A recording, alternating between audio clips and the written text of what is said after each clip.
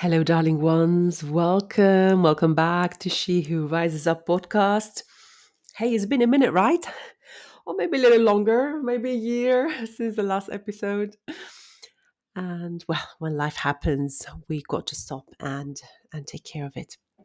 So, for all of you wonderful listeners, I have two pieces of news. One is that this is going to be the last solo episode of the podcast. And the other piece of news is that I will be back co hosting it with my soul sister Gemma, who's a very wise and deeply connected woman. In fact, it was both of us who originally birthed the space. And there are a series of episodes in this channel that you could access where we were doing it together. We shall tell you more and share more when we come back. For now, what I would like to say is that it feels very right to being in the same space with her. Yes. So something very cool happened recently, late summer, that I've been so looking forward to sharing this experience with you. I spent a week. I spent a week living with nuns, having a monastic experience somewhere remote in Spain. So basically, I was a nun for a week. And, as I was preparing the points I wanted to share with you today, I was showered with so much gratitude and joy as I'm reconnecting to the experience. It was so divine and beautiful, and I would even say it was miraculous. And I went there because, well, first, shall I share with you how I found out about the experience? Because I do get asked this question, and in fact, I got asked that question by the nuns themselves. How did you find about us? I don't remember what the exact moment or what truly triggered that search, but I guess it. Yeah, well, I was researching. Like I was researching how to become a nun. Now I can confirm now, sisters, that I have no intentions of becoming one. But at one point, I was like, "Am I supposed to be a nun?" Anyways, moving on, moving on. The thing is that I saw a newspaper article about a monastery that welcomes women to live in a monastic experience so they could learn about the lifestyle of nuns, how they live, and also to have a nourishing experience away from the hustle of their day to day lives. So the moment I read about it, I was like, I've got to be there. It's like this is so up my street. I need to be there. So I did reach out to them immediately, and applied enthusiastically to be admitted. And a few days later, I got a response. I got a response that melted my heart.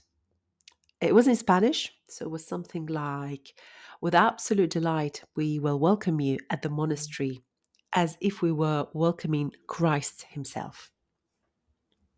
I was like, okay, wow. This must be the most beautiful and loving welcoming email of my life. Um, and I had to wait. I had to wait a few months before I went there. And why did I do it? Well, first, it was an undeniable full body yes since the moment I read the article. Plus, their patroness is Mother Mary, whom I adore and I'm devoted to. It was last year during a pilgrimage to the south of France where I had a profound mystical experience that reconnected me to the Marian path after 25 years of disconnection. In fact, I remember I was 8 or maybe 9, creating altars for the Divine Mother back then. So, for the past year, I have been seeking, studying, and looking for experiences, opportunities, and wisdom related to the Blessed Mother. So spending the week with the nuns sounded like pure perfection and the right thing to do. There was a couple of more reasons. One is that I grew up in the Christian faith, and I mainly went to religious and non schools.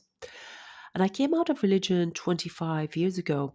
So lately, I've been feeling that there was a pending conversation. There was a pending something with religion.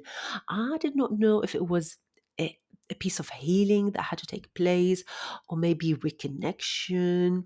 I don't know. But since this opportunity was there, I thought it was perfect as well to be in a religious container to find out more about it. What I knew is that I didn't go there to relax, not to be nosy about their lives, the nuns' lives, although it was very interesting to witness and be part of it. I knew that going there meant deep work for me, inner work. I also knew the Divine Mother had messages for me. Of course, I'm not going to lie to you, I did fantasize about with the idea of an apparition, and I also knew that it was going to be a practical, earthy, and what's needed kind of experience. A lot of my IG family were curious about their day to day. What did they eat? What time was bedtime? What kind of daily work did they partake in? How did they celebrate the Assumption of Mother Mary? I will attempt to answer those questions, or at least some of those questions in here as well. So if you sat with plant medicine, you've had any journeys with sacred plants, you'll know that the lessons begin to show themselves and unfold when you say yes to the experience, to the medicine, and not when you are in ceremony. And it was something like that. It was something like that. There were a few challenges that I had to resolve before getting there. So my medicine and the lessons began before going to the monastery. Now let me share with you, sisters, some of the highlights and the wisdom gained from this experience, with the hope that there could be a piece of medicine for you too. We had a very disciplined, very strict schedule. So the day starts at when the bell when the bells ring at 5:15 a.m. and they would invite you. The bells invites you to the matines. I don't know how to pronounce it. Matines prayer at 5:30 a.m. And what can I say about the bells, sisters? The bells was a moment of teletransportation to another realm or another dimension. It was so beautiful, and everything felt so grounded and ancient. So, and it rang 15 minutes before each prayer. So it was an invitation to say, hey, we got to meet in 15 minutes. So we start the day at 5:30 in the morning with the first prayer, and we finish the day by chanting the Salve hymn after the 8:30 compliant prayer, which was such an angelical moment where you could close your eyes and allow yourself to drift in meditation while listening to the nuns chanting. It was incredibly charming. So by 9 p.m., we would be back in our rooms, individual rooms, and wandering around. The monastery was not allowed at that point. So there were 7 chanted prayers a day, always done in community at the chapel. Plus, there was a daily mass. And after each chanted prayer, we had moments of silence to contemplate. There were also 4 hours of daily work, 3 meals a day taken in silence, which I was quite surprised to find out that pizza was offered a few times. And I also noticed how little they ate. Now, also apparently food was abundant this particular week because we were celebrating the Assumption of Mother Mary. We also had an hour to rest every day and 2 hours of study time. So that was the schedule. Nourishment is the core of their lifestyle that is achieved through food, rest, contemplation, study, prayer, and work. And I would say it was nourishment, in fact, that kept their impeccable commitment and devotion to the divine so fully present and alive. I nourish my body with food and rest. I nourish my mind with wisdom and knowledge. I nourish my heart with work, and I nourish my soul with prayer and contemplation. And I said work is a form of nourishment because they consider it to be an offering. They believe that work is a way in which the divine expresses itself. So my work is an offering to my sisters. My work is an active form of prayer. I mean, how freaking beautiful is this? Now, would you imagine if we adopted or got inspired by by by this mindset, a lifestyle? I got triggered. I got triggered a few times where old wounds surfaced. And I did what I know how to do in those circumstances, which is to sit with it and get the medicine from it. I also got humbled a few times. I received oracular messages, although of course we can't say that they were oracular because that's too witchy, right? And I felt motherly love so much, especially because I profoundly miss that that motherly love after the transition of my own mother early this year. They also loved my gowns. I had a beautiful collection of gowns specifically chosen for the occasion. What else can I share with you? What else? What else? Some of the medicines. Yes, the medicine of structure and discipline. The medicine of structure and discipline for the feminine women is so important. So important. Now, their structure was pretty brutal, but deeply inspiring. It was deeply inspiring for me to create one that can support life outside the monastery.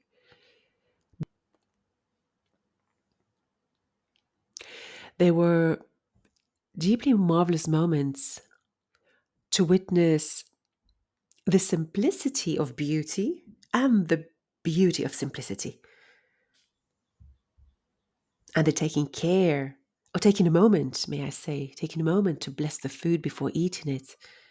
The importance of having several touch points, that was huge as well. The importance of having several touch points through the day to check with my devotion.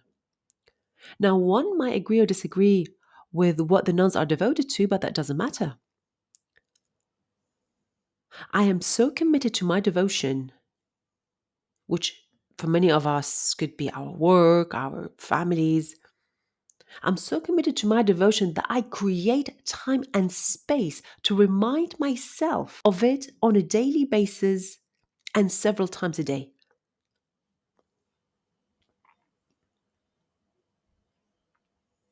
I also learned how boundaries can be expressed with presence, respect, and love. I also got caught. I caught myself being out of integrity. And that was another moment of truth for me. Because I believe in the philosophy of the way you do anything is the way you do everything. So where else I was out of integrity? That was beautiful. I also learned how authenticity is not a standalone concept, as oftentimes it goes hand in hand with other values such as kindness, understanding, or compassion. And what I mean is that authenticity without kindness can sometimes mean being an ass, basically.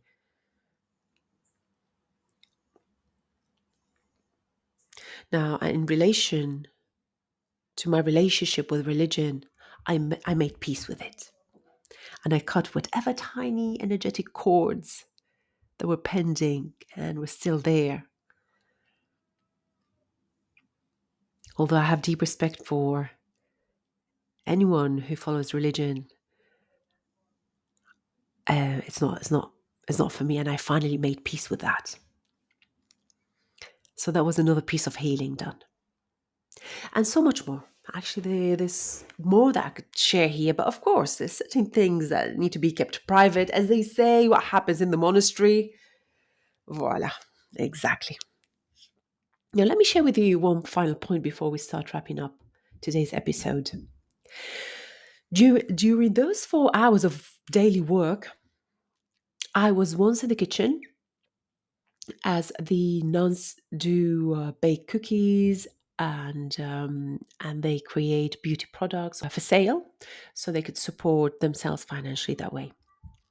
But mainly, I was doing cleaning duties. And everything was so unbelievably clean, so clean that I would be literally searching for the crumbs and the dirt to justify that I was doing my work, right? So one day I made a comment to my boss nun, right, who was a walking angel, what a woman. She will forever be in my heart, that woman. And I said, Mother, everything is so clean that it feels as if I am cleaning unclean. She responded, Of course, that's how it's supposed to be.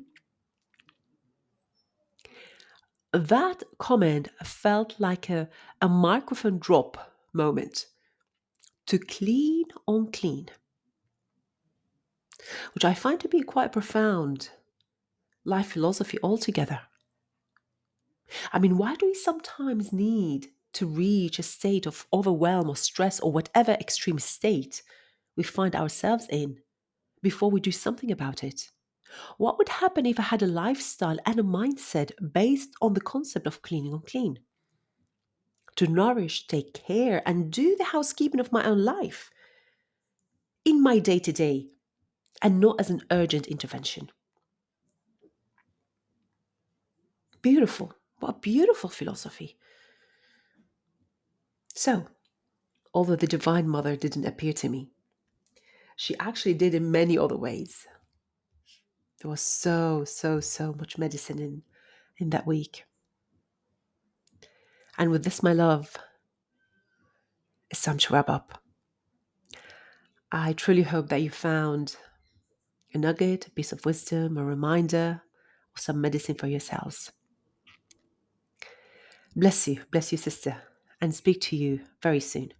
This time is going to be with Gemma. Bye bye.